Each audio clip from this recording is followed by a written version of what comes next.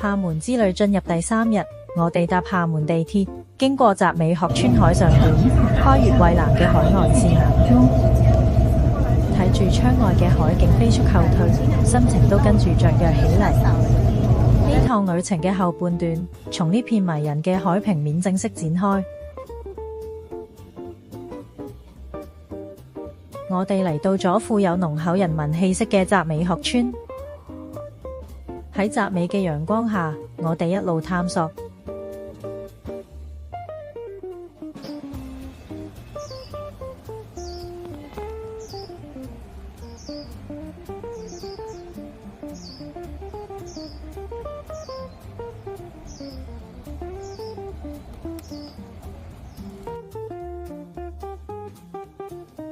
由充滿熱帶風情嘅 Banana Bay 到莊嚴嘅嘉庚公園，集美嘅每一處轉角都藏住驚喜。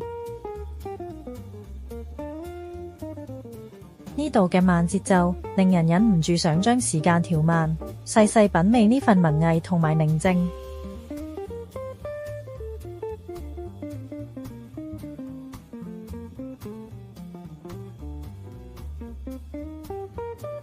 嚟到廈門，點可以唔犒賞自己嘅胃？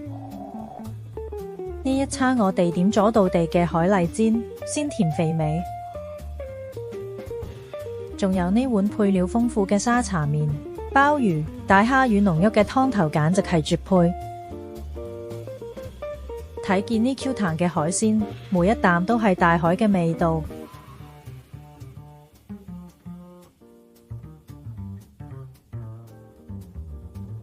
買杯清涼嘅飲品，漫步喺充滿設計感嘅巷弄間，感受新舊交融嘅獨特魅力。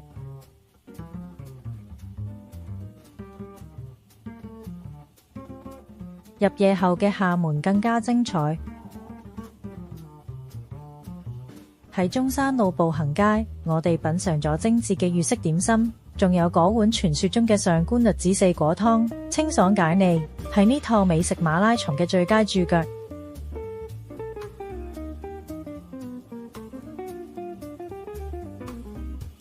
第4日，我哋享受咗最後嘅廈門日常。早餐係美團買咗熱辣辣嘅豬肝粥同埋牛肉粥。我哋帶住滿滿嘅伴手禮，搭高鐵返香港。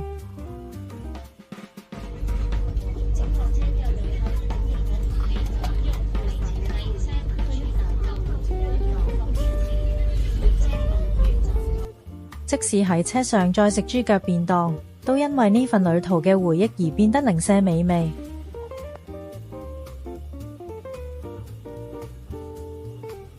4日3夜嘅廈門之旅圓滿落幕，由集美嘅文藝氣息到充滿風味嘅閩南美食，呢座城市俾咗我哋太多溫柔。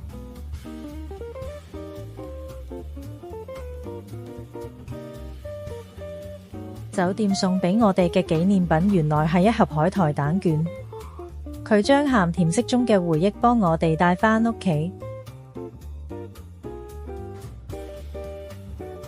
廈門，我哋下次再見。